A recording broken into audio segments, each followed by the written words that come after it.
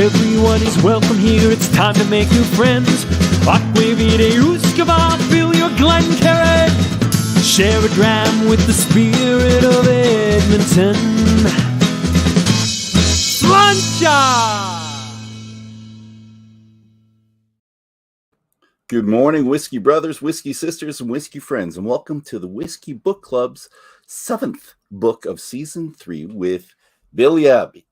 And he's the author of this book right here, The Philosophy of Whisky. And as always, I'm honored to have you, the viewer, with us here today, as well as this lovely man here on the side.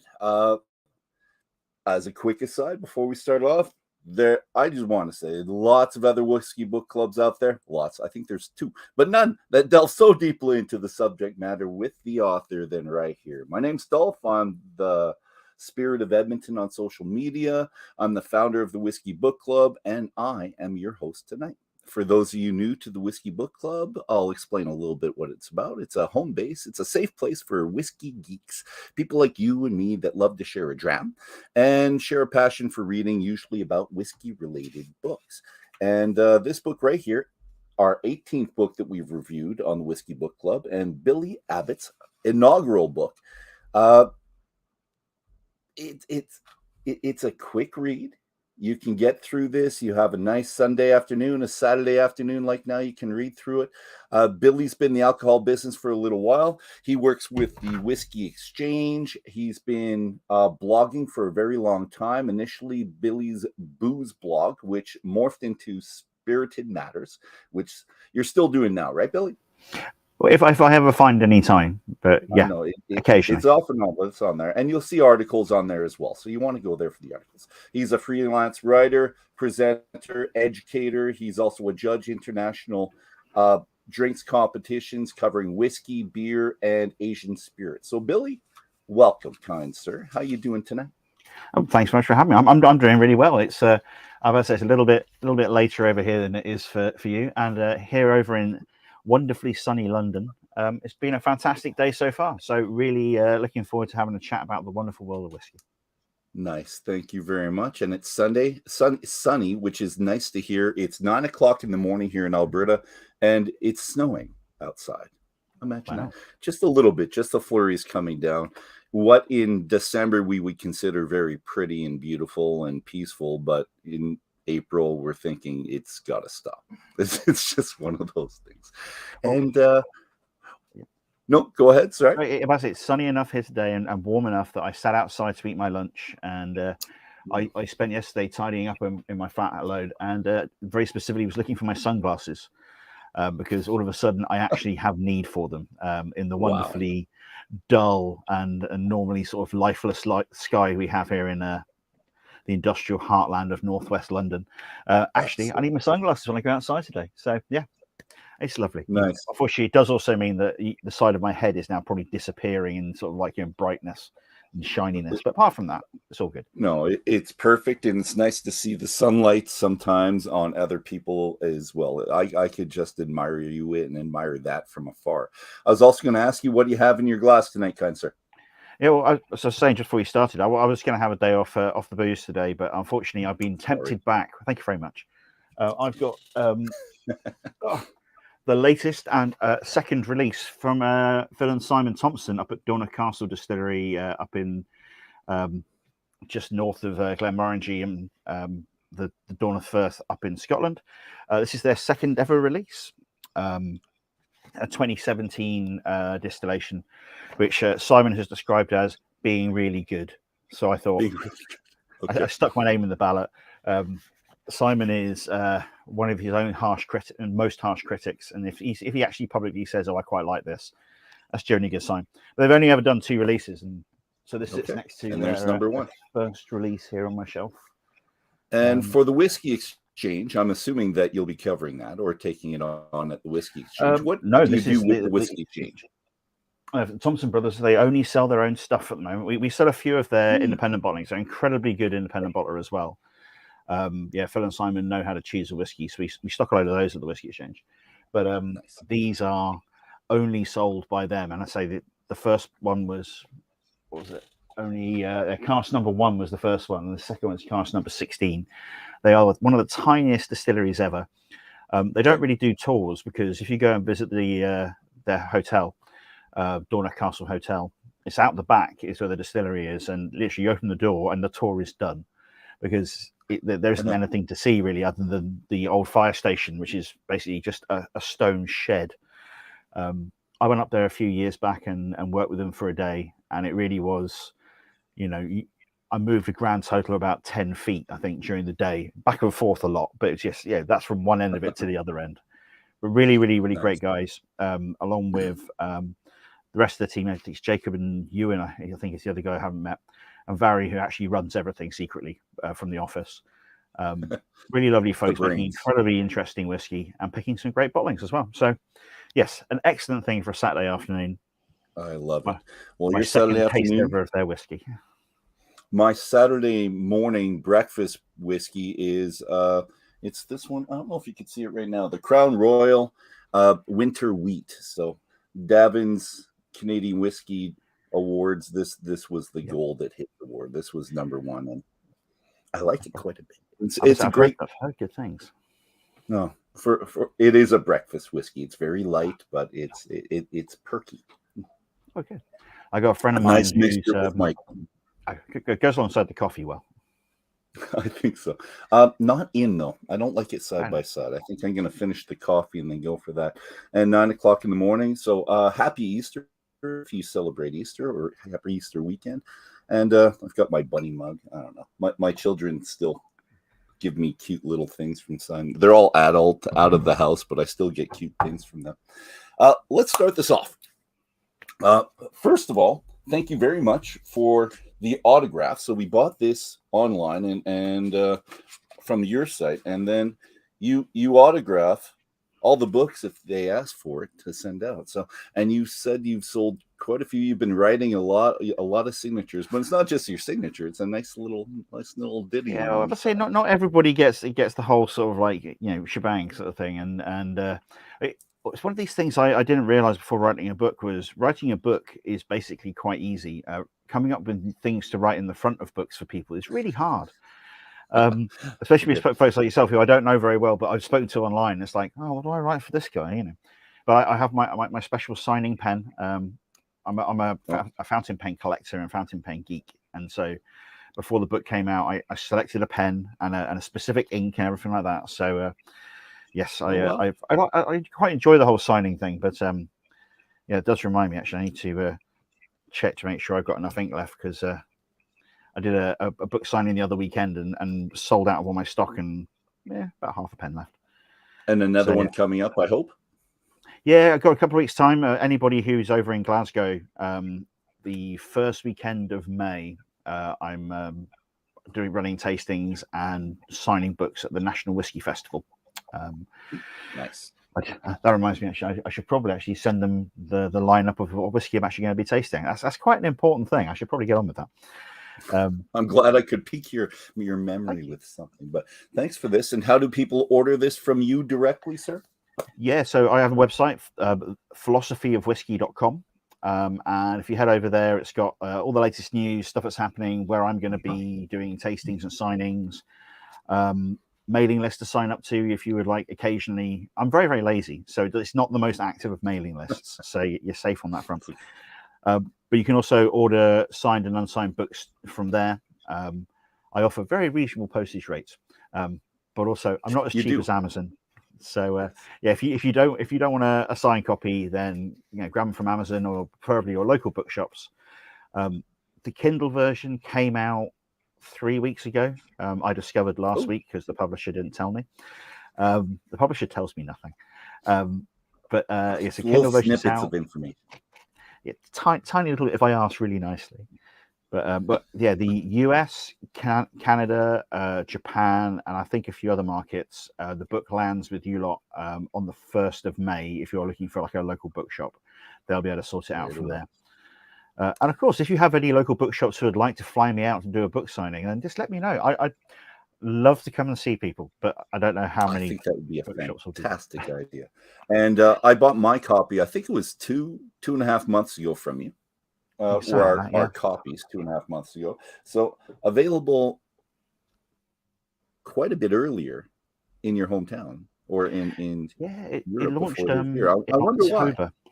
I don't know. I say the whole thing when it comes to publishing is that it's just very, very. I don't know how the publishing side of it in general. I never knew anything about it, and so smiled and nodded and had received contracts and read them and went, really? Wow, I didn't know about that, and all that sort of thing, and learned about how you get paid for books and all the strange things of they pay you money and then you have to earn back money back before they pay you any more money and all that sort of thing.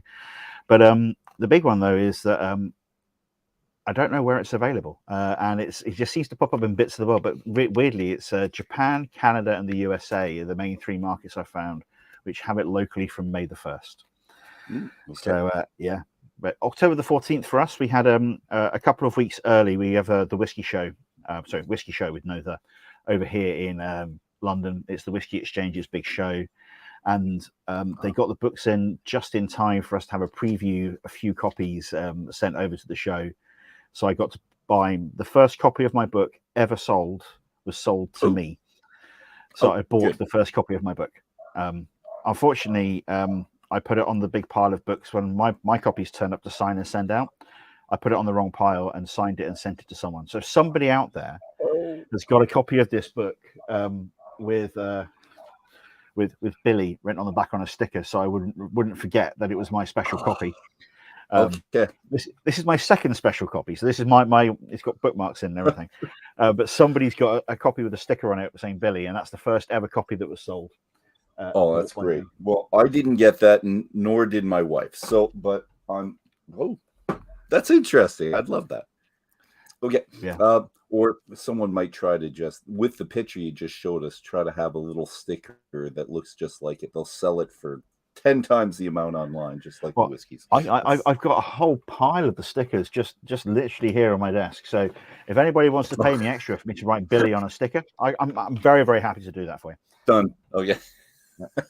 I'll ask for just the sticker myself. Send me the sticker. Well, sir, let's get to the first question. Well, we've had lots of questions, but the first ones that I've sent you before that we were thinking about, and I'm going to start with a quote. I'll put it up there. Whiskey is a toast to civilization, a tribute to the continuity of culture, a manifesto of man's determination to use the resources of nature to refresh mind and body and enjoy the senses to which he has been endowed. Wow, you can tell it's really early for me today, and it's a great quote. But you continue with a unique definition of what whiskey is. And here's the other one. When you move away from the metaphysical, it comes down to a succession of poor versions of other things. That's what I like, which finally come good when you stop messing about with them. So I'm going to ask you to explain this, and especially the poor versions of other things, please, because that's the unique part that I hadn't read in any of it. So this is how I've been talking about whiskey for a while. This is the problem with this book, is that if you've ever been to one of my tastings, there's lots of things in here. It's just the way I talk about whiskey.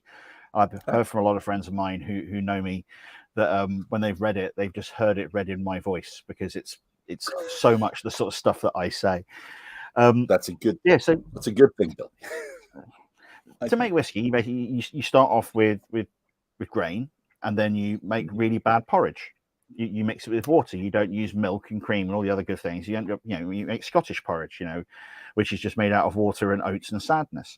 And so you do this with your barley. And so make rubbish porridge. Barley doesn't taste very good anyway. It's animal feed. It's not human food. So you make rubbish porridge. Then you warm it up and you get the liquid off it, which is like not particularly good Ovaltine. Sort of like multi-beverage you have before bedtime. It's a rubbish version of that.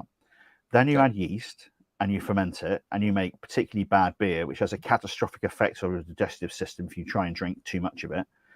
I was up on a trip, my first ever official professional work trip. We're doing a tour of the Inverhouse distilleries. We got to Old Pulteney, and we did a tour in the morning, stayed overnight in Wick. That morning, like 10:45 tour, we got to the mash tun, and they handed around, here you go, do you want to try some of the wash? And we all went, oh, yes, please. Yum, yum, yum, yum, yum, yum.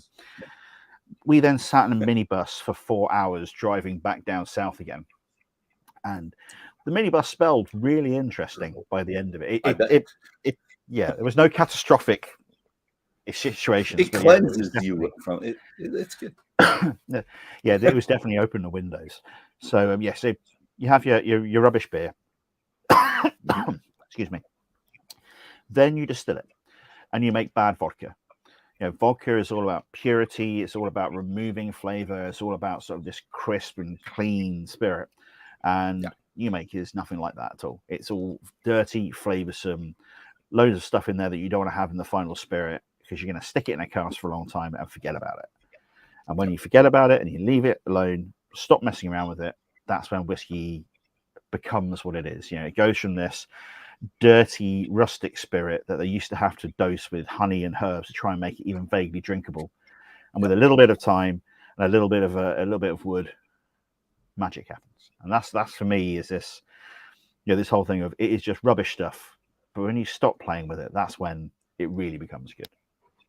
Where do you stand on new make? Trying the new make, because that's one of my favorite things when I go to a distillery is trying the new make side by side with something else that they have. So their 3-year-old that's just ready, and something that might have been matured, maybe 8, 10, something like that, just to have kind of that progression. How are you with that? Is it something you look for, or do you not want to touch it until it's ready for you?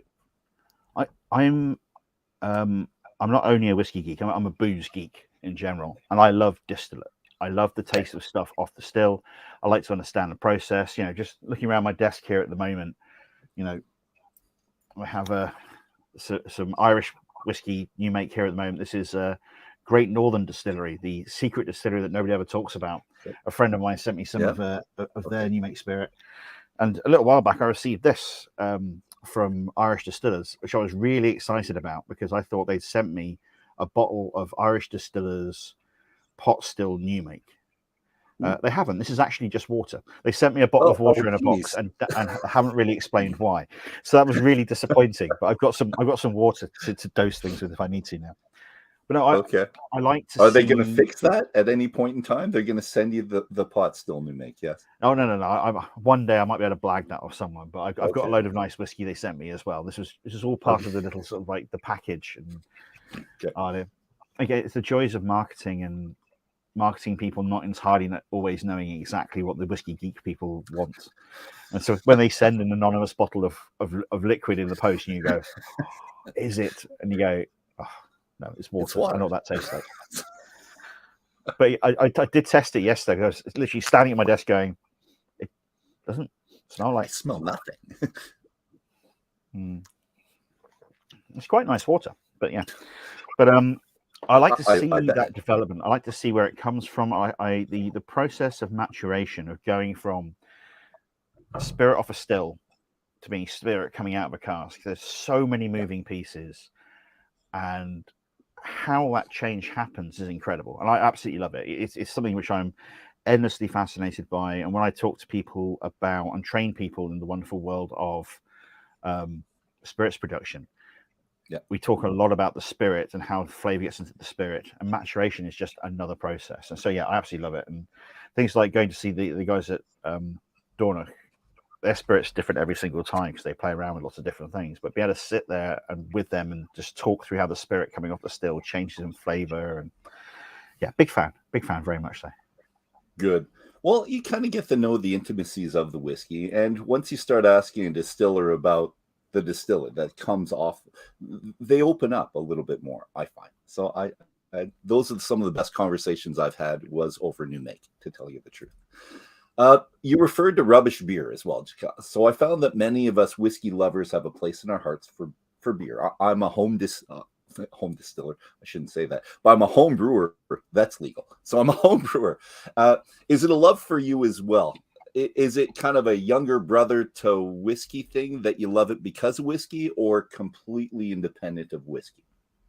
If you're a lover of it, I'm guessing so. Because I'm very much am a beer lover.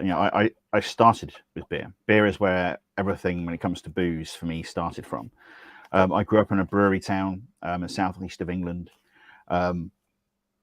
I have this, a lot of my early sort of sense memories, my sort of like my smells and aromas that I remember are the aromas of brewing, because even though the King and Barnes Brewery was on the other side of town, on Thursdays when they mashed, the whole of the town smelled of brewing. And so I'd be out in the playground as a kid, sort of, running around. Well, even then I didn't really run around very much, sitting around complaining that I was meant to be running around at the age of 6 or 7. And everything smelled of grain and malt and hops and everything like that, that classic smell of brewing. And so I went from that, and when I went to university, I was one of the people who revived the Real Ale Society.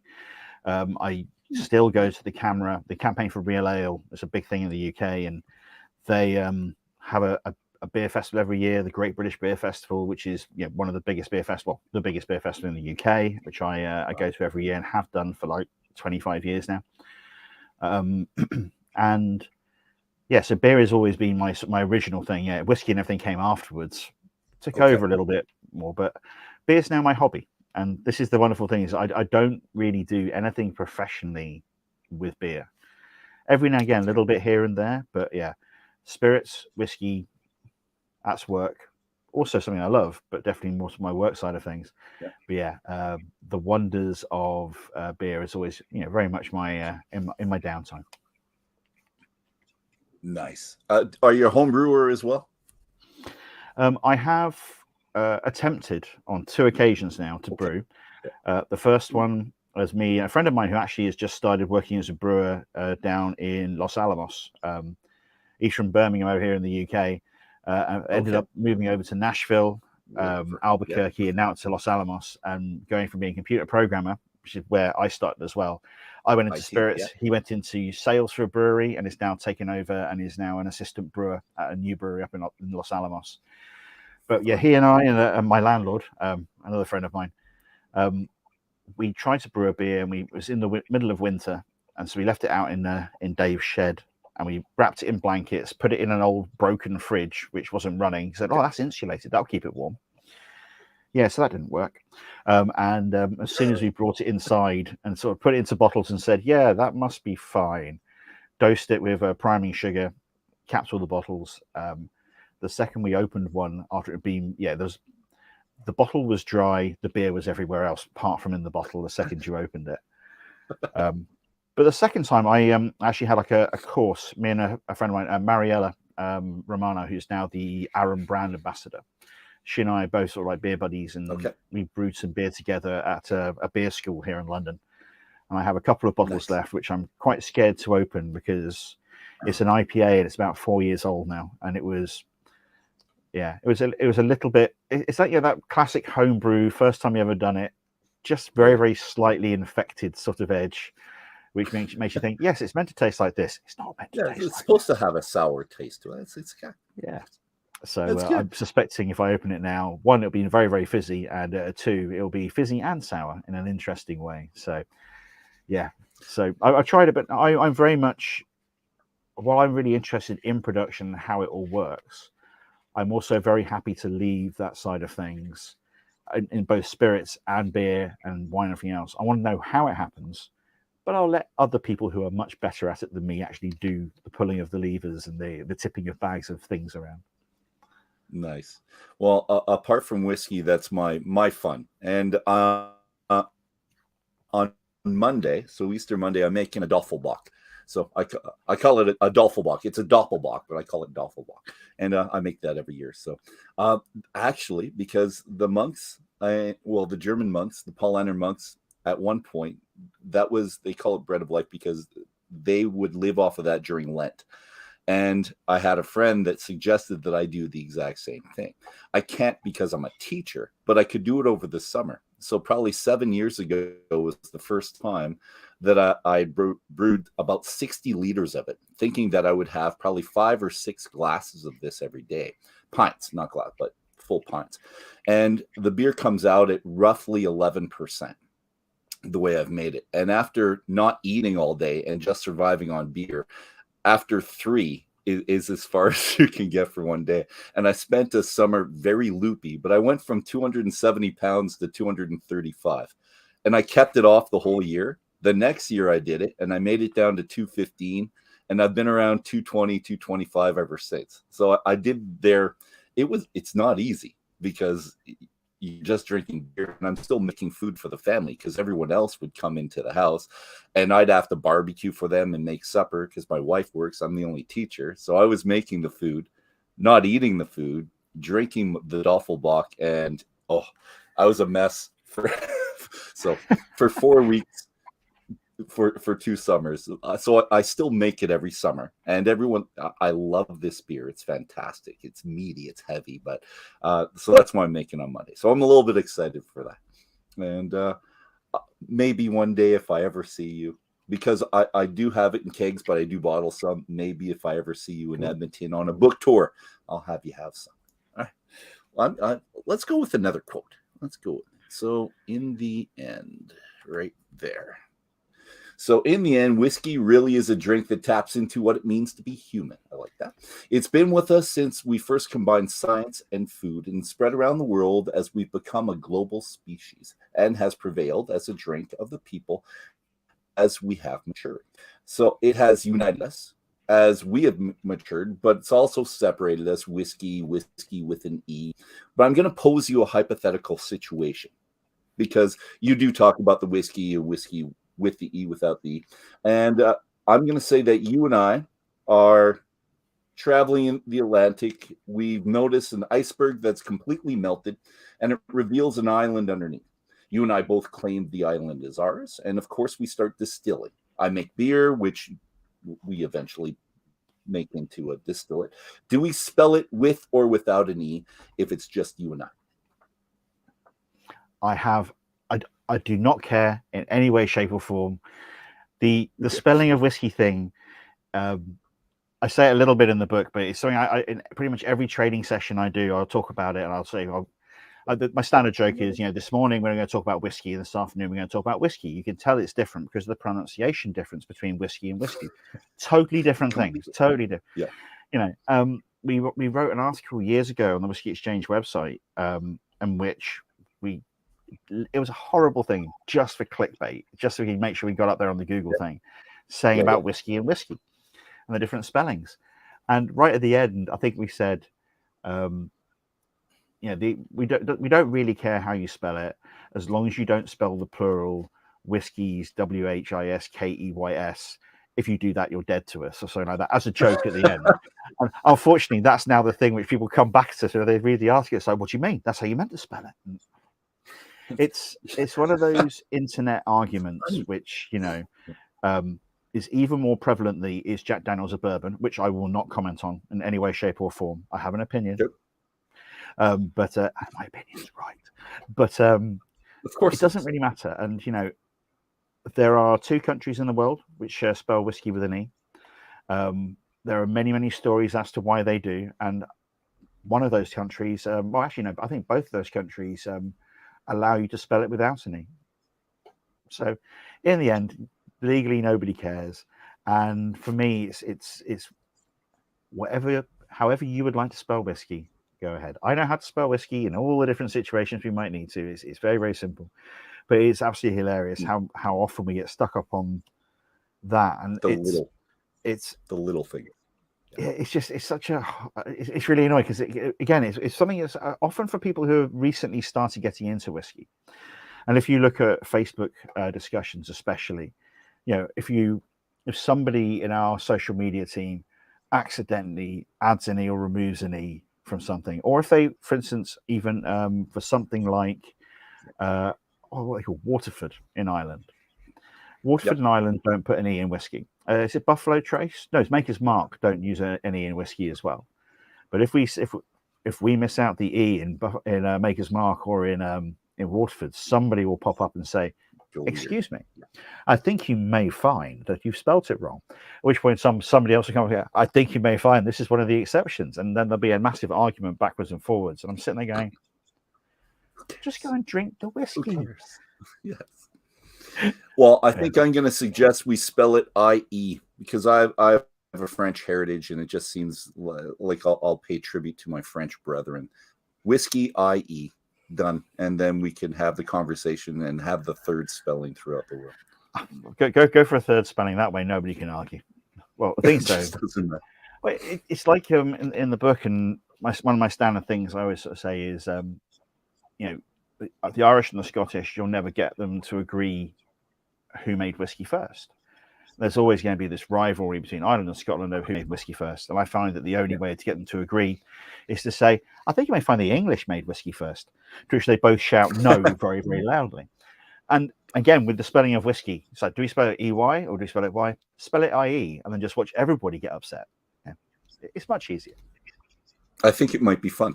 So there we go. That's our whiskey on our melted island paradise.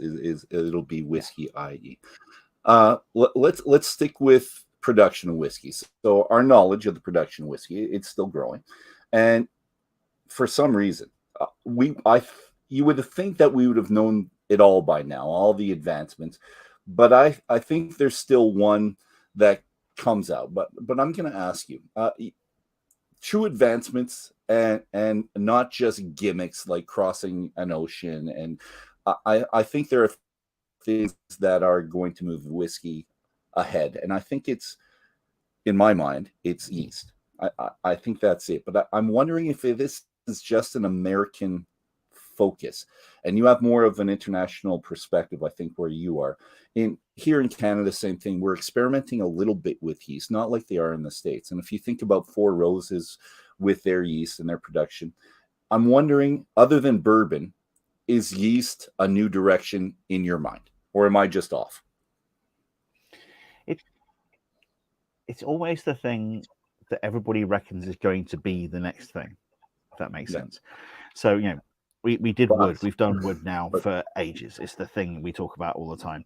Grain. People are starting to talk about grain again, but grain's always been there as something that changes all the time. But yeast has just always been this thing of like, you speak to a brewer, they'll tell you for ages. I said a whiskey brewer. You're sitting there, they'll use the distillers' M strains because they have really easily known characteristics. They produce the right amount of booze, produce the right flavor profiles. But now people are mixing them with other things. They've always done that. They've always tinkered quite with yeast, but it's never been something that the whiskey geeks have really got into, because most of the time it's small changes and little tweaks here and there, and things you don't necessarily find in the final bottle. But it's definitely something people are playing with more, and it's the US thing, and especially Four Roses, who are famous, for the whole 2 mash bill 5 yeast thing. I looked into it years ago as to why this happened, and basically it was Seagram's, when they bought these 5 distilleries in. Basically, there are 5 distilleries they owned. They standardized on 2 mash bills everywhere, but let everybody use their house yeast. That seems to be where the 5 different yeast come from 5 different distilleries, all with different names we can attach to the distilleries. Right. But in America, that's the thing, is that you go to an American distiller and say, hello, here is a bucket of distiller's M strain yeast. Please use this to make your whiskey. You will receive a punch in the head.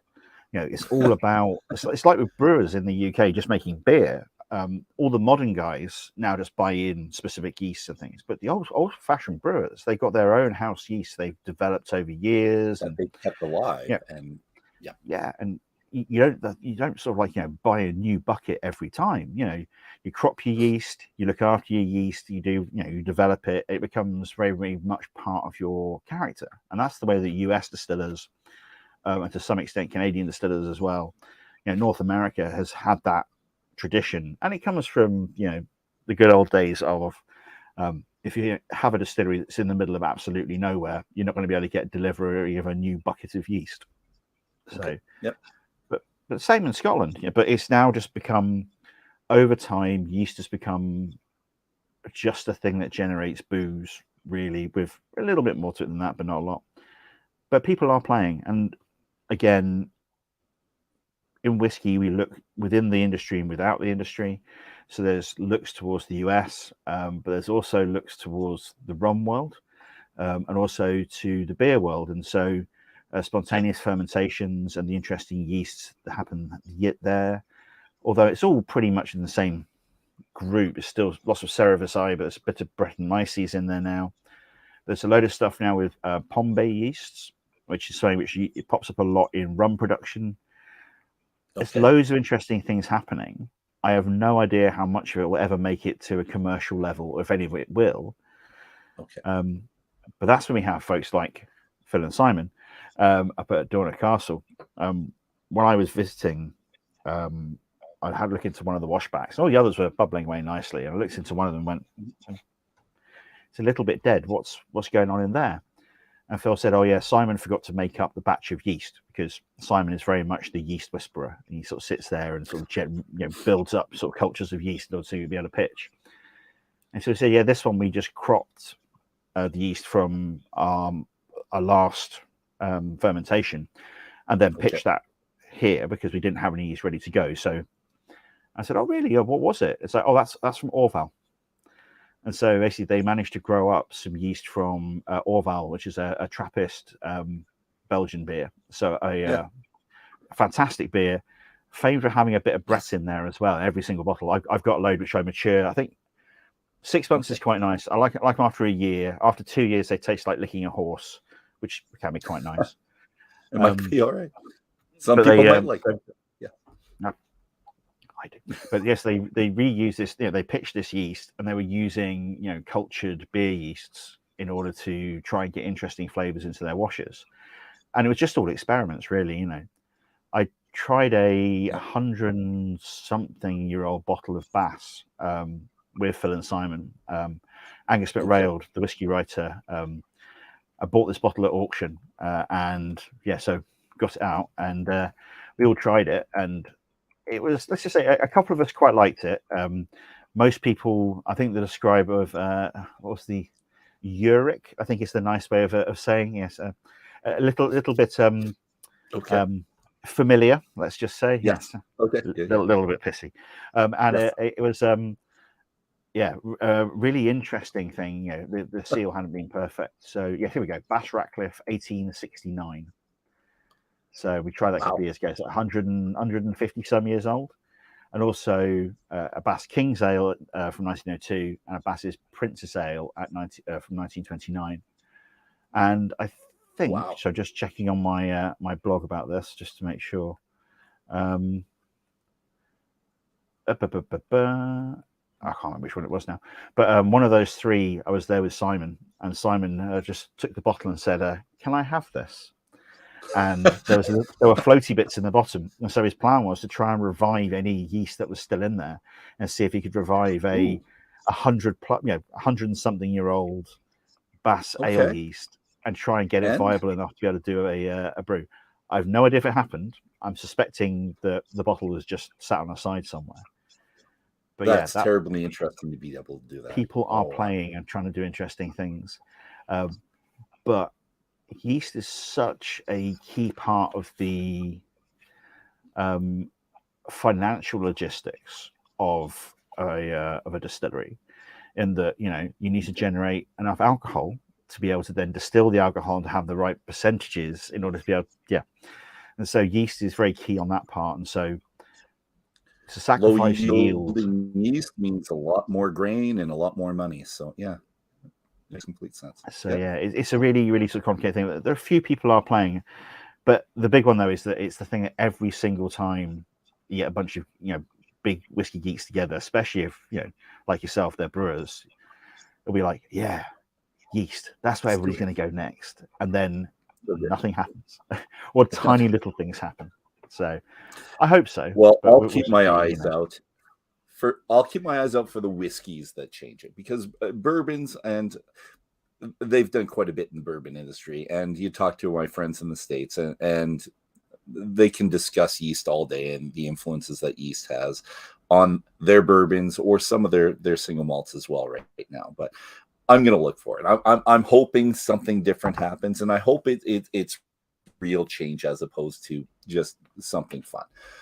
However, if it was still 100-year-old beer that had the yeast that was revived, I would buy that. Unless it was buried under a bog for 3 years and they charged me $3,000, I won't be buying that. So, but just thinking, this is actually from a closed distillery, which is a weird thing because the distillery opened and closed within the last 20 years. I don't think it didn't make a decade in the end. But this is my cask. It's got my name on it. Oh, there you go. Nice. From the London Distillery Company. I managed to get 28 bottles out of my little cask, which is now being refilled with another London whiskey. But the reason I bring it up is just that one of the things they did was yeast type. So you have plumage archer barley and a combination of 1920s distiller's yeast and Whitbread beer yeast. Nice. As part of the fermentation. Annoyingly, That's it was only in cask in the end for about 3 and a little bit years. It's 20-litre cask, it's only a tiny one. The spirit came out of it's really interesting. But again, it's that whole lots of different tiny little sort of bits and pieces. What's the yeast given?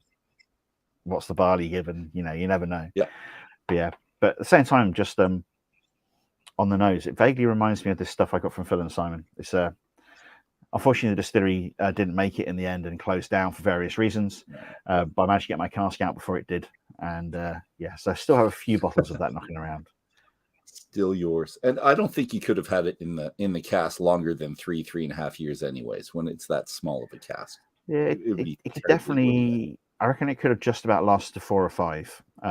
Okay. I've got, so it wasn't. I've got a refill. It's now being filled once with that. But it's been rejuvenated by the guys at Bimber. Darish, the owner of Bimber, is a carpenter and builder, and so he took one sniff of my cask and went, "You've left this too long," and it wouldn't hold liquid. So he pulled it to pieces, shaved, toasted, recharred, recoopered the whole thing, put it back together again, refilled it. And it's now sat 20 minutes down the road in my local distillery, waiting to become whiskey still.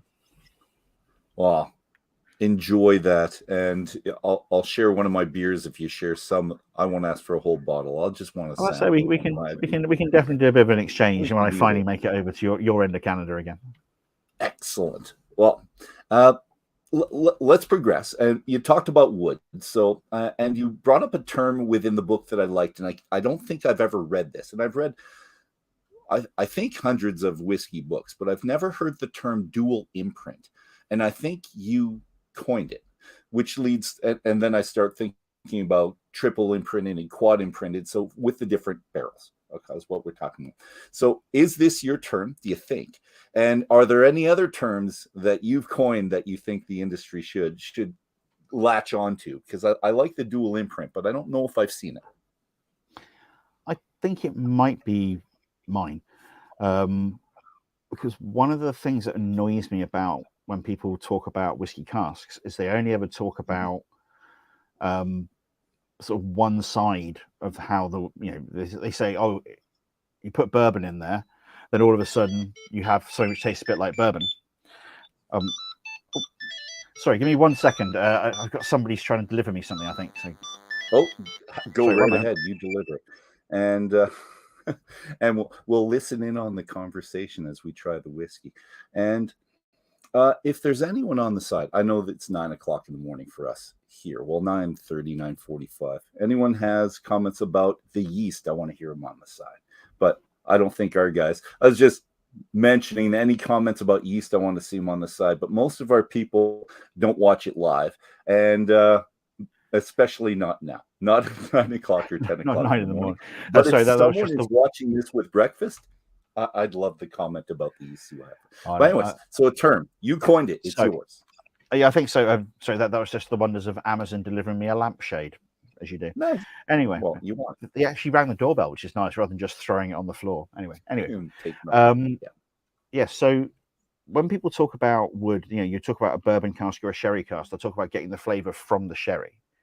They don't talk about necessarily about the flavor from the wood so much, but also the thing they hardly ever talk about is that if you fill a cask with bourbon, the bourbon's going to strip flavor out. The sherry's going to strip flavor out of the wood as well. So it not only leaves some of itself behind, but it also strips out things. And that's why it gives it's like this, let's say, the dual imprint is that negative thing of what it's taken away as well as what it's added. So it's that sort of dual side of things. And it's really, really key, for me. If you have a bourbon cask that has been filled with bourbon for 10 years and you have another bourbon cask that's being filled with bourbon for a year, they're going to be very, very different on both those sides of things, but especially on the wood. Because people often forget that the wood, the flavors that you actually get from the wood itself is probably just as important, if not more important, depending on the cask and the spirit and whatever, Yeah. than the previous occupant. You know, that previous occupant will have some effect, but the wood itself, you know, if you've ever had the chance to try American oak sherry and European oak sherry cask next to each other, it's incredible the difference in flavor. I was very, very fortunate to go to, of all things, the launch of Black Grouse.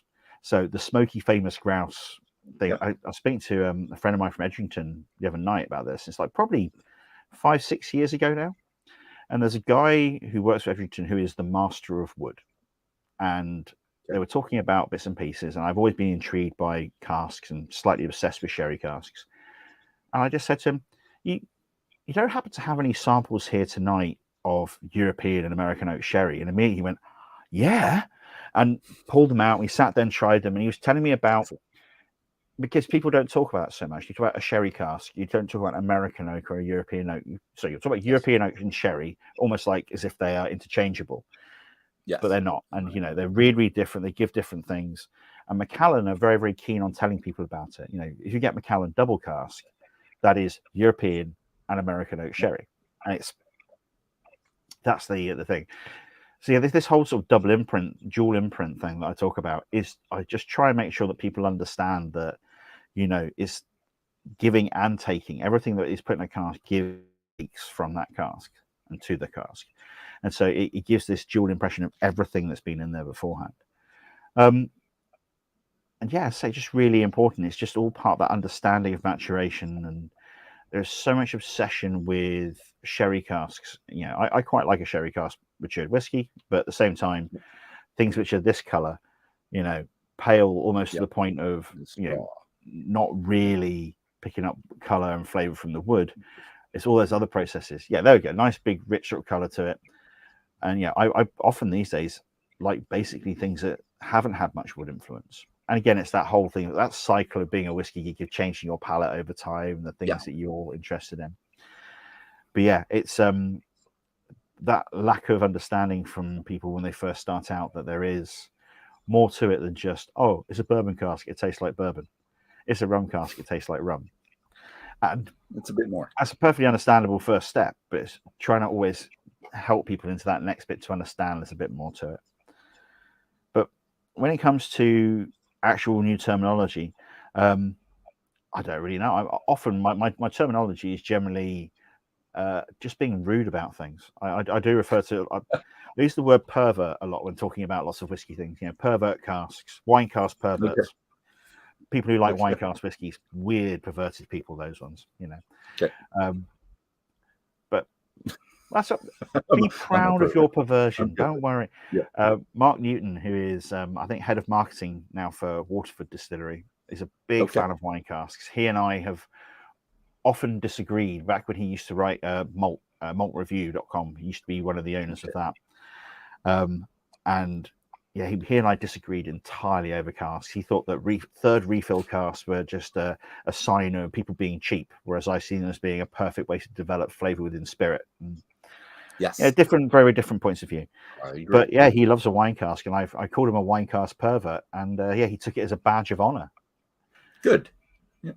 So just wear it. Say, just wear it, no matter be what. Proud of your weirdnesses. Be proud of your perversions, especially in the whiskey world. Thank you, and cheers to that, sir. Let's progress to time, and you talk. There's a couple contentious issues in relation to time right now, but I want to know: have you tasted any of the spirits that have been manipulated chemically, physically, to start its life tasting like a whiskey, or what they purport to taste like a whiskey? And we have some distilleries that, after 3 years, create a whiskey that rival the complexity of a Scottish 12-year-old. Is it possible to have a 1 hour whiskey do the exact same thing? Have you tried any? Because I haven't, so I'm asking. I have. I'm really interested in this. I wrote an article. There's a little bit about it, like the tiniest, just like touch upon it in the book. Originally, I was going to write an entire chapter on it, and that was actually going to be my philosophy section of the book, because it's called The Philosophy of Whisky. There's little touches on what my philosophy is. But there's quite a famous experiment, Searle's Chinese Rum. in which Okay. it sort of boils down to the idea that if you write a message on a piece of paper and post it through a slot, and then out of the slot comes a message. So you post it in Chinese and you receive a message in Chinese in return, which continues the conversation of what you passed in. Does it matter what's behind the wall? Does it matter if it's an actual Chinese person or if it's some kind of computer and all that sort of thing? I don't dig into very much because I'm not really a philosopher. I'm a failed physicist and computer scientist who now talks about booze. But I sort of wrote about that as a sort of starting point. And so I asked a question on Facebook. And the question I asked on Facebook was very simple, was there are two whiskies in front of you. You like both of them equally. You know, they might be different, but they are both things that you like to the same level, and they are both quality level you say are the same level.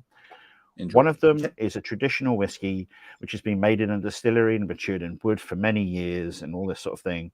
The other one was made in a lab overnight. Which one of the two is better? And I didn't go any further than that. I gave no definitions of better or anything like that. I got this incredible thread of people saying everything from that's not possible. If it was made overnight in a lab, yes, I'm saying theoretical. This is in the future and everything like that. So that can never happen. A whiskey made in a lab can never be as good as any real whiskey. I didn't say they were good whiskeys. I just said they were both the same quality at the same level. Okay. And then some other people were saying, "Oh, I need to know more details of the machine that made it to be able to answer the question." Other people were sort of, looking into it and saying, "Oh, this will take a long time." Lots and lots of discussion of it. I've tried a load of them. I've spoken to some inventors who have worked on projects. I've tried some things which are absolutely terrible. I've tried some things which are really quite nice. I've seen development in it. And overall, generally, this whole manipulation of time. Time is often when people talk about time in whiskey making, they just mean influence of wood. How fast does that reaction happen? You talk about Taiwan, it's really hot there. Kentucky, it's really hot there too. And they say, "Oh, whiskey matures faster in Kentucky." It's like, no. Whiskey matures at a rate of 1 second per second. Such is the flow of time, unless you're sticking your cask on a spaceship and doing weird time like infinite curves. And anyway, let's assume we're not doing near light speed travel with whiskey. But it's that whole thing of certain processes are accelerated in different ways, and all these manipulating time type things, they're all manipulating individual processes. And my standard question I ask is to normally sort of chemists and scientists, and I'm not a chemist, and I say I'm a failed physicist, let alone anything else. I stopped doing chemistry when I was 16, and I was not good at it. But I know enough now from speaking to people who know a lot more than me. Special thanks goes to Don Livermore, because he has been, even just like from a few hours worth of chatting, he's given me pretty much a reading list of stuff and really helped me understand a lot more of the chemistry of whiskey. But one of those things is about esters, because when you do stuff with whiskey, often it's easy to make wood more prevalent, and so you get people who do like wood shavings. And this is one of the things I've seen in Canadian whiskey, the guys who did the stick in the bottle and all that sort of thing. I have one. Yes. Yeah. Sorry, continue. I remember almost like 10 years ago, I was over on Vancouver Island for the Victoria Whiskey Festival, and the guys at Shelter Point had this bottle of whiskey with a stick in it, and they're saying, "We don't know if this is legal or not. If it is, we can make money really quick, but at the same time, I don't think it is." There we go. And can you see the stave in there? No, just about. Yeah. And well, this is an old one. I bought this. It's from Kelowna, BC. They're urban whiskey. It's 40%. And this is May 25th, 2012 is when the oak was added. So it would take, I think I would need a lot of people to have a small bit of this, because you couldn't drink a lot of it. You would just want just a little taste just to see what happens with that. So I think that was the guys. Yeah. They were the folks who I saw, like all those years ago. But you could put wood in, you can extract wood, and the guys at Lost Spirits down in California who do some really interesting things. They have a reactor. and the guys at Seven Seals in Switzerland who are doing similar things. I've had a chat with Dolph, who is the scientist in charge of that one. So namesake. And I met him a bit through Dom Roscoe, who's right on board with this. He loves this, and great conversations with Dom about it. He's right on board with it. It's really interesting. My first thing I said to Dolph was, "So what about esters?" And he said, "You now need to sign an NDA if I'm going to tell you any more." And eventually, I've now got a little bit more out of him. I've had a few more chats, and he's told me a bit more in ways. He said, "Please don't talk about this. This is literally part of my process." Okay. And most people talk about just adding wood, and a lot of the stuff for the guys in Lost Spirits is about wood. Other people like Dolph have thought outside of that to other processes, including esterification and other things, to try and get those other processes. So, but the thing about Dolph's work and about the Lost Spirits thing is that this is the first, second, third generation where we are at the moment. It's not as good as making whiskey in the traditional fashion. But the thing which I always sort of say is, it will be, though. It will one day. You never know. Okay. We're not quite at the replicator stage yet, where you can do your sort of like, bring me my Romulan ale or whatever. No, I would love that. Yeah. Oh, it would be a lot easier. Can I have a bottle of 40-year-old replicated whiskey? Lovely. There we go. But thank you. We're getting closer, and that's the thing, is that every time there's an iteration of this, we get closer and closer. I haven't got it down here at the moment, so I just had a bit of a clear up because I've got bottles everywhere here, but I had an array down here, and one of them is the floor whiskey. Yes, I'm there. I understand. It's more so I can just hold things up to cameras. There's a whiskey from California called Glyph, Glyph. Okay. And it's made by a company called Endless West, I think, and their sort of slogan is made overnight in California, and it contains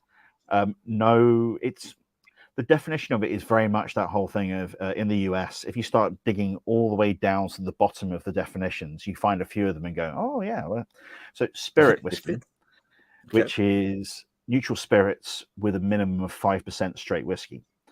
So what they've done is they've taken some neutral spirit, so a corn-based neutral spirit.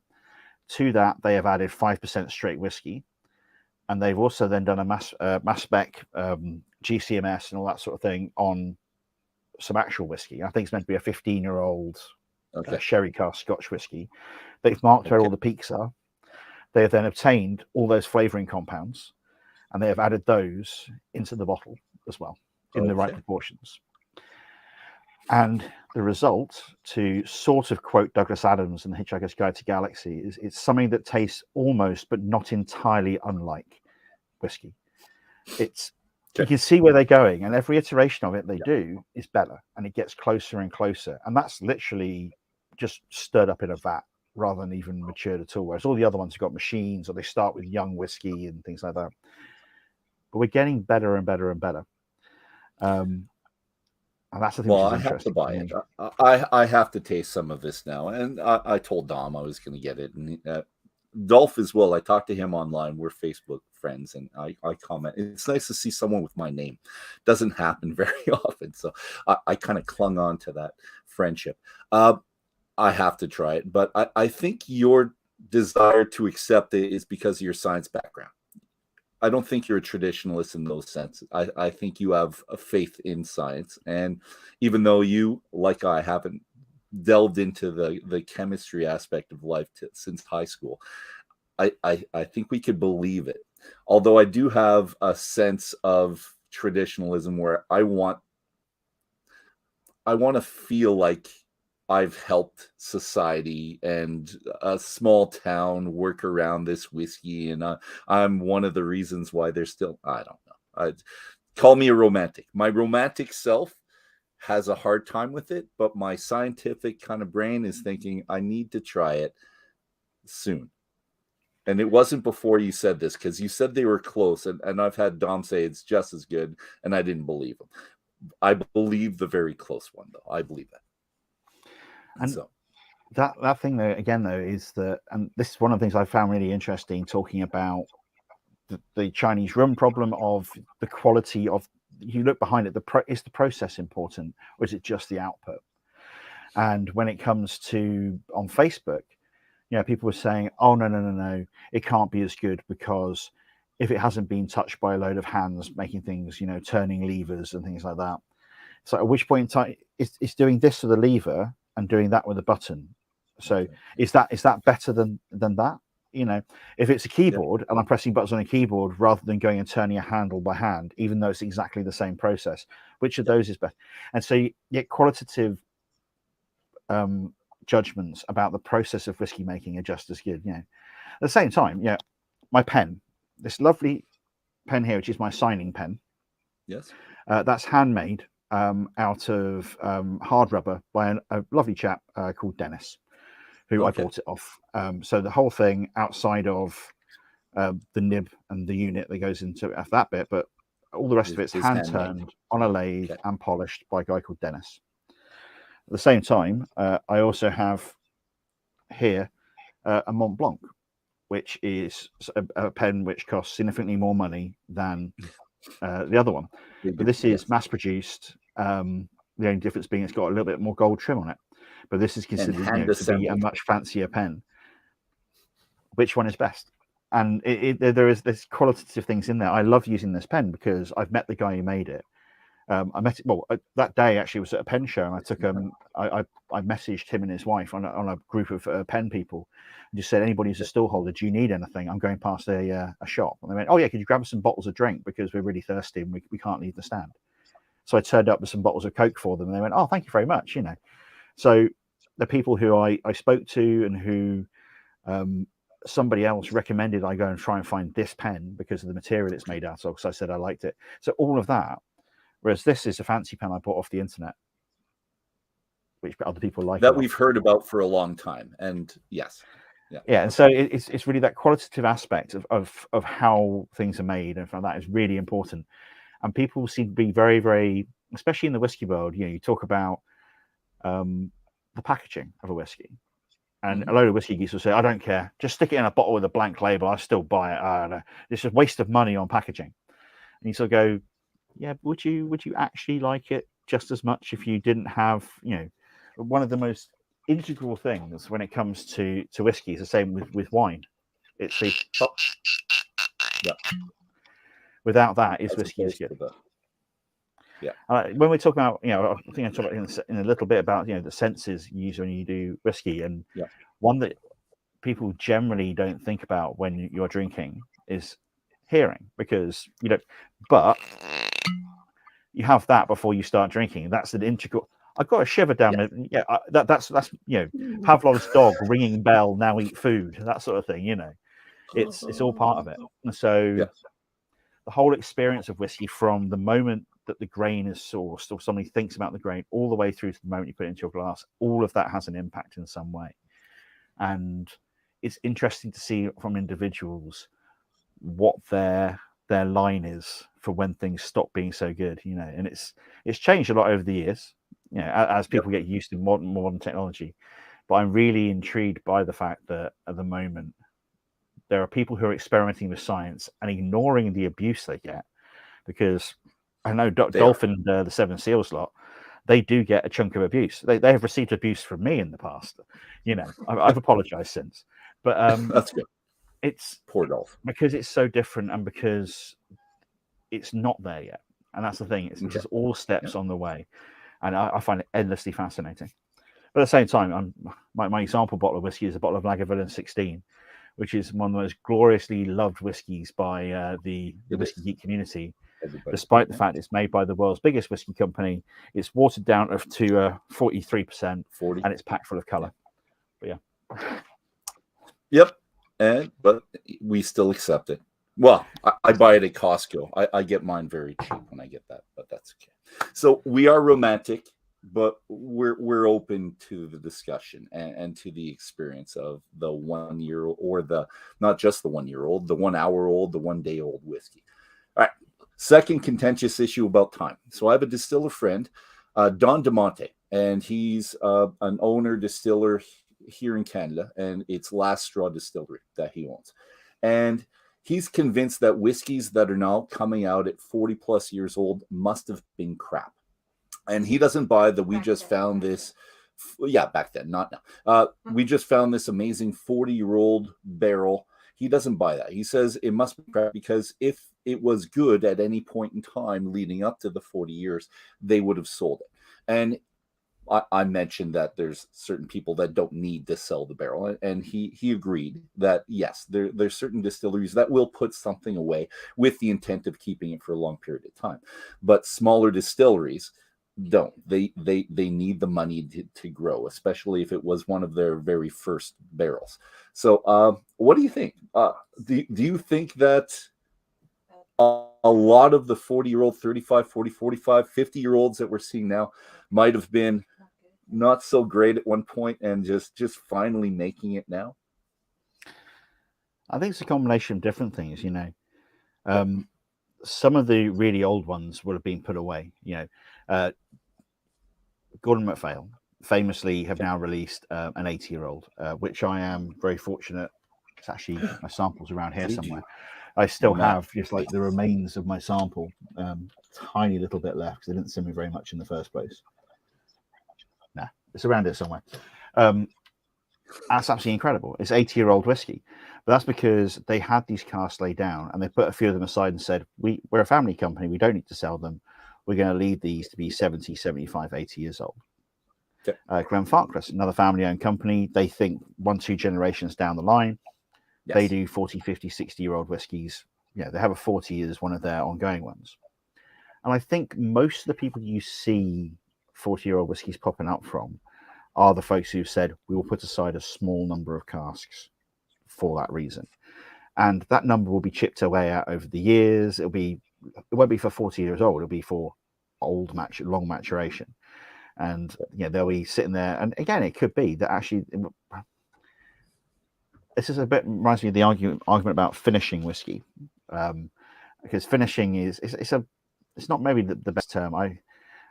Mark Rainier from now Waterford Distillery, formerly Bruichladdich, is somebody who I generally don't agree with almost anything he says. I very much like the fact that he exists. I love he is a thing, but I don't agree generally. Good. And it's a very weird one. I know pretty much the whole of his team at Waterford, and I've run tastings with Mark, and I spoke to Mark on occasion. We've never discussed anything about his opinions on whiskey because we're pretty much here and here, and there's not going to be any crossover.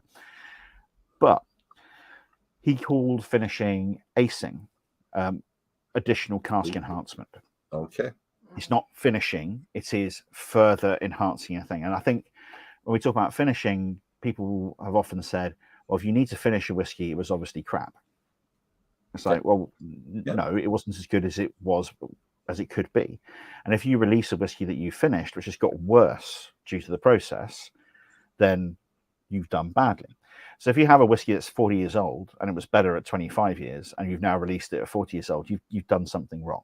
You're not catching the right moment. But often I think with these things, they have caught them at 25 years old. And at 25 years old, that cask wasn't as good as it could be. And it's finding that point before they go over the hill. Or when they've just gone over the hill and you've caught them before they've gone too far downhill. Let's get this out right away, tomorrow. Yeah, there's a number of whiskies that I've tried when I've helped out doing cask selection, where it's very much we need to have bottled this last year, but let's just get it out now because this can't get any better. It's now we can feel the beginning of that slide or whatever. You may miss the absolute peak because hitting the day that it's best is going to be hard, but you'll get it around the time.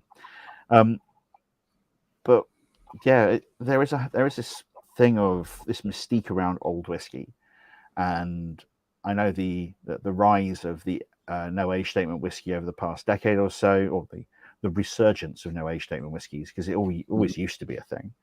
People didn't care so much about how old things were, but when you are trying to say how good is something, having a bigger number on a bottle makes it very easy to say big number better than the small number, Right. And I very much enjoyed because the Whisky Exchange has end of last year was purchased by Pernod Ricard, so I now sort of work for Pernod Ricard, which is Chivas Brothers.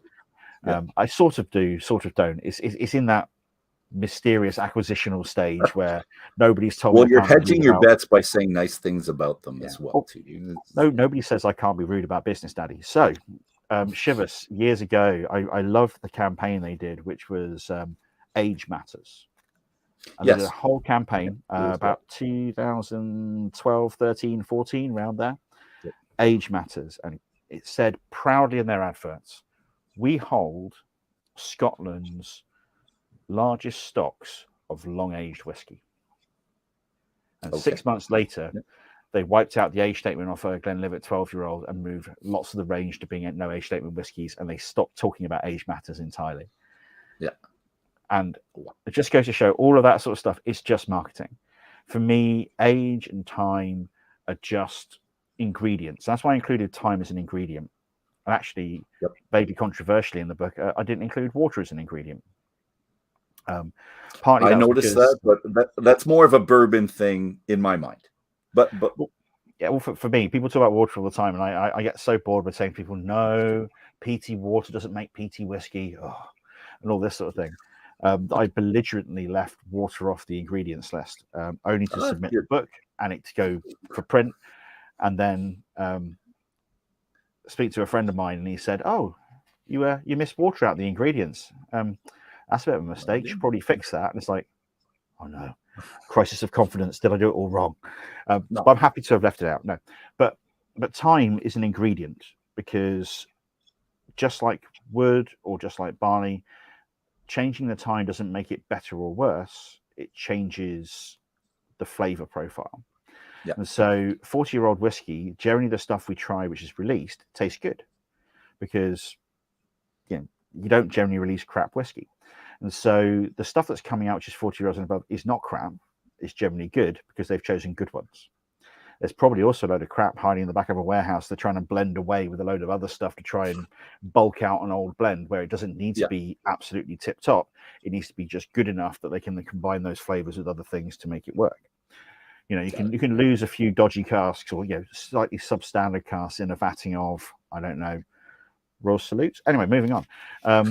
You can lose sort of those sort of things, or use them in different ways than being just specific flavor components. I still remember Grant's 21-year-old.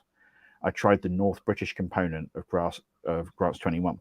So North British component is a 21-year-old bourbon cask. I think it might even be refill bourbon cask North British, and it's undrinkable, absolutely undrinkable. It's just so sulfury and so over the top. It just tastes horrible. However, a few drops of that in a glass, and it adds big, rich meatiness and a huge back end to the whiskey. And so the flavor of it is not necessarily what you're doing. It's the character of the whiskey using in small amounts in order to change the blend. So old, not particularly great on their own 40-year-old whiskeys can add some ancient complexity in the back end of a whiskey, which is not necessarily the way that it work up front. Anyway, that's my getting out the fact I just was vaguely rude about Royal Salute. Anyway, moving on. They choose good whiskies, and the good whiskies get out there. But for me, you can have very good 3-year-old whiskey. This is a very good 4-year-old whiskey. This is absolutely excellent. The palate's a little bit grainy and maybe just has some rough edges still that time hasn't rubbed off yet. But the nose of this is absolutely stunning. It reminds me of my whiskey a bit, but just my own whiskey dialed up to be really good. Damn you, Phil and Simon. But I only have 50 cl of this. I've got like 20 bottles of my one. But nice. That's good. But the young whiskey can be great. A young Kalila is one of my favorite things. 4, 5, 6-year-old Kalila, when it's just had those edges rubbed off, it no longer tastes of new make. We now tastes of whiskey. Yeah. That, especially 2-to-1 in a highball during the summer, load of ice, fizzy water, excellent. Drink it like cordial almost. It's incredible. But at the same time, it goes down quickly. Oh yeah, dangerously so. Same time, I love 30-year-old Kalila. I love really old Kalila where the smoke starts to disappear and the fruitiness has been drawn out over the years. It's esterified in a cask. Time is just a thing which allows different things to happen to it. So, generally I would say is that if someone's put a whiskey out, it's going to be caught at the right time. Because if not, there are many other places they can lose that. There are occasional old whiskies that come out single casks and things like that, which I think, this tastes a bit splintery. But, most of the time, older whiskies, they've been chosen well, because if not, they can lose those and still make money. Okay. And I'll bring that up to Don as well. So I'll tell him to watch the episode so he can get a sense of it before our conversations. That's good. One last quote is what I'm going to put up here for today, because no can't get to, so I don't want to keep you from that, but we'll do one last question if we could. So the whiskey of this country is a most rascally liquor, and by consequence only drank by the most rascally part of the inhabitants. And I like being rascally. I do like that. I find that if I would like to become something or be known as something, it would be as a rascal. I think a little bit. Just a little bit.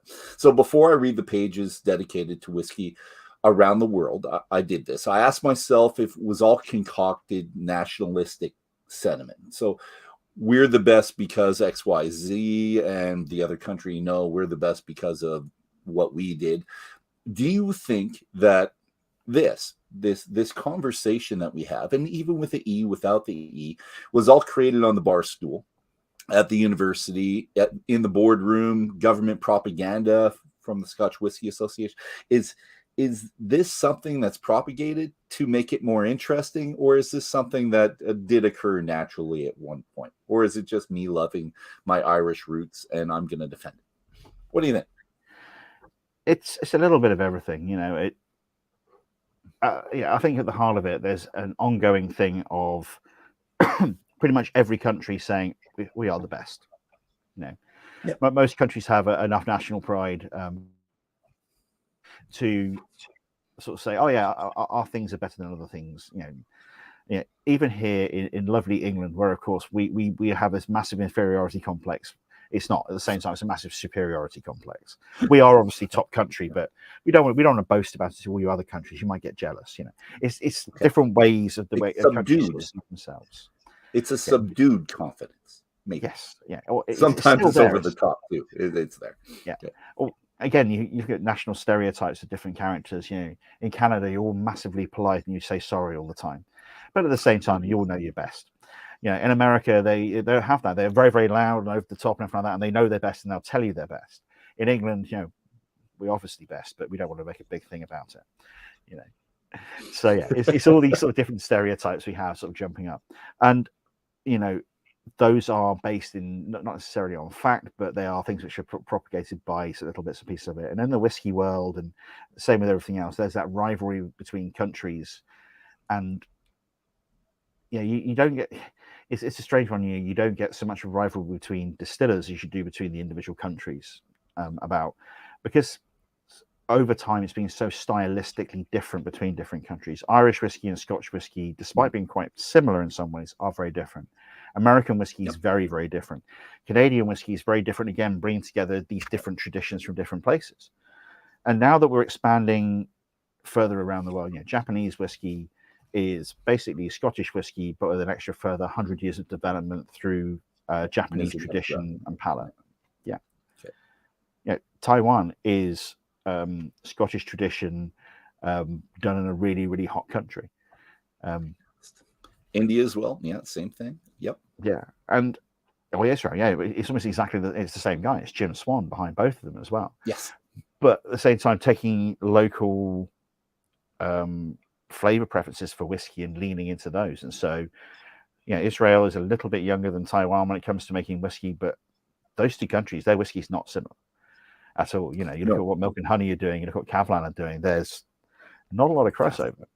Yeah. So a lot of the that sort of traditional who is best is because they are different enough that people can say, I like Scotch whiskey more than I like bourbon because I like the tradition, the typical character of Scotch whiskies, even though that's a really difficult thing to say, as opposed to bourbon whiskey, and American whiskey. So my classic, when I talk about Scotch whiskey and American whiskey, I know a lot of Scotch whiskey people sort of go, oh, bourbon's boring, it all tastes the same. To which my answer often is, all red wine is boring. It all tastes the same. Red wine has a flavor profile which is, let's just say, this wide, but it's very, very, very, very tiny little differences between them. Lots of nuance and lots of tiny little bits of different. American whiskey is similar. It's not a hugely wide flavor profile. There's lots of tiny little steps in between them. Scotch whiskey, gigantic flavor, difference in flavor profile from the smokiest thing to the lightest thing. But the still defined big chunky blocks. It's not that fine sort of like divisions again. And so really, really different styles across the world, and different places do different things. And it's quite easy to say to actually jump on those national styles, those big chunks of national thing. But also there is very much that sort of background of heritage. And we often see it, especially in Canada and the USA, because Canada and the USA is full of people from all over whose heritage is the rest of the world. If you say, you have Irish heritage, I've got Polish heritage. And here in the UK, it's a bit weird to be sort of talking about your heritage, because often it's like, you're from England now. My mum's dad, my grandfather was from Poland, and his family, they're all over here still. I'm quite proud of my Polish heritage, but it's not something that you talk about quite as much as you might find in the US and Canada to be such an integral part of ongoing sort of like cultural things. It's very, very different sort of approaches in different countries. And so in the US and Canada, there's definitely a lot of, Scotch whiskey is obviously best because my great grandfather came over from this time, and yes, there's a lot of that in there. Okay. But when it comes to whiskey, us folks here in England, we generally just stay quite quiet. We've got some really good distilleries, down the road, 20 minutes walk from me. I can practically see them out my window. We have Bimber, and Bimber are a really good upcoming London distillery. I haven't got any. I've got some bottles knocking around behind the back, but yes, the wonder of Bimber. This is from the Bimber Club, which I am a member of, obviously. They're my closest distillery I had to join. But Cotswolds are great. The English Cotswolds is fantastic as well. The Lakes, yes, but they're a bit. I find them a bit pricey. I haven't had a chance to get my hands on them so much. Cotswolds were more approachable, but actually, I got to tell you, I like Cotswolds a lot. In the English Whiskey Company, I had number 4 just the other day. I opened that up, and it was surprising because I remember it as being not, when I tried it the first time, probably 6 years ago, wasn't very impressed. Came back to another bottle that I bought. It was a dusty on the shelf, and opened it up with friends, and we enjoyed it. So whiskey is fantastic everywhere, but I don't know if I would hold one to be better than the other, although I know a lot of people do.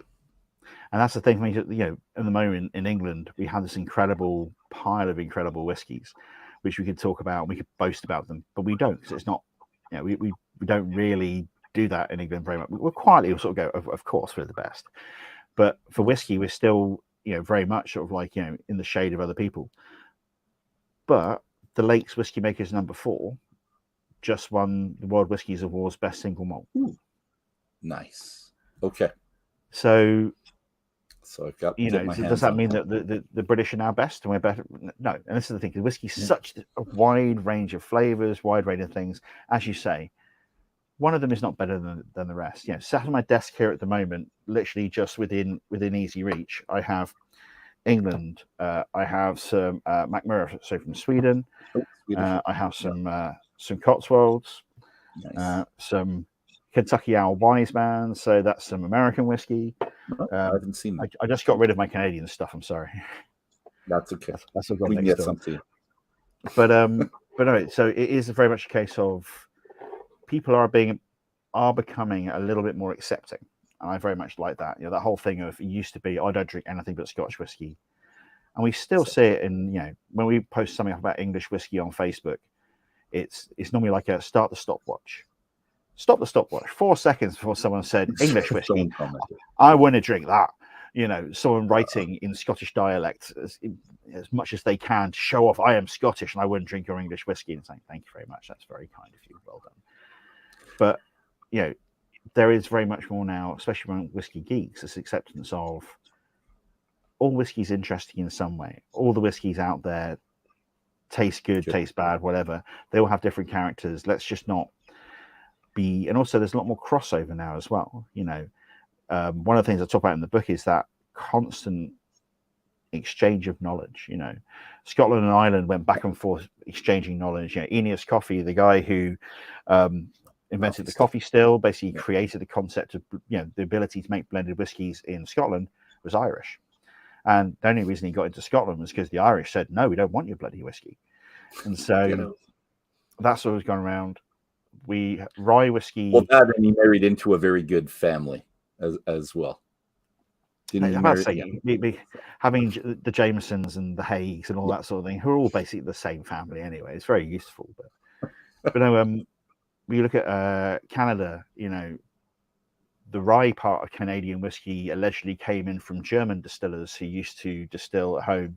Rye was the original American whiskey, which was exchanged for corn. Now rye is coming back into Scotland. I've got some rye whiskey next door from Scotland and all over mainland Europe, but they're taking American ideas and Canadian ideas, doing something different with them.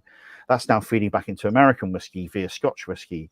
And then you've got the Japanese are doing things, and the people in Wales are taking ideas from the Japanese who are feeding into Scottish whiskey, and then so it's all over the place. And so you can't necessarily say now Scotch whiskey is best, because a lot of the things you're now seeing in Scotch whiskey, you can say, well, I think that American whiskey is best. And it's like, oh, good. Well, this whiskey combines both Scotch whiskey and American whiskey ideals and techniques and flavors. Here you go. We're getting a lot more of that crossover, which I think is breaking down those barriers. And so, yeah, we are now left with people saying Scotch whiskey is best. No, they're not saying Scotch whiskey is best. They're saying Scottish people in Scotland is best, which is a very different thing. Yes, and they are just. We can do that's something we're quite used to. Nationalism in that front, where you know, the national pride, whether good or bad, is a different thing. But when it comes to actual whiskey now, great whiskey is available everywhere, and everybody is. Well, more people are starting to realise that, and they're focusing on the flavour and the styles and the techniques and all that side of things, and breaking down a lot more of those barriers. And perfect, and that's the perfect. So I like to use Bimber as my classic example of that, because Bimber, say, made in London down there for me, Bimber is the Polish word for moonshine. Oh. And so basically this is a high-end, shiny whiskey, which is being put on the shelves back in Poland with Dariusz, the owner of Bimber, basically fancy bottles for not cheap prices, which just say moonshine on the label, which I think is an absolutely beautiful thing. On that note, I'm going to wrap this up. That's all the time we have today. Whiskey brothers, whiskey sisters, whiskey friends. It's been a fantastic morning for me. Hopefully a fantastic afternoon for this gentleman right here. Thanks to our listeners who joined us today, and most of you who will join us in the future. Special thanks to Billy Abbott right here. And I'm looking forward to. We only got through half the questions, so hopefully I get to have you on again. We can get through the other half of the questions. And your next book, because you're working on maybe several up there. I'm hoping that comes up one day. Whole pile of notebooks just sitting here out of shot. I love it. As a final note, if you don't want to miss a minute of this, click like, subscribe, and kind sir, if you could raise a glass. Here's the good company. Here's the good whiskey right here. Here's the good conversation right there. And here's to seeing you all soon. Sláinte.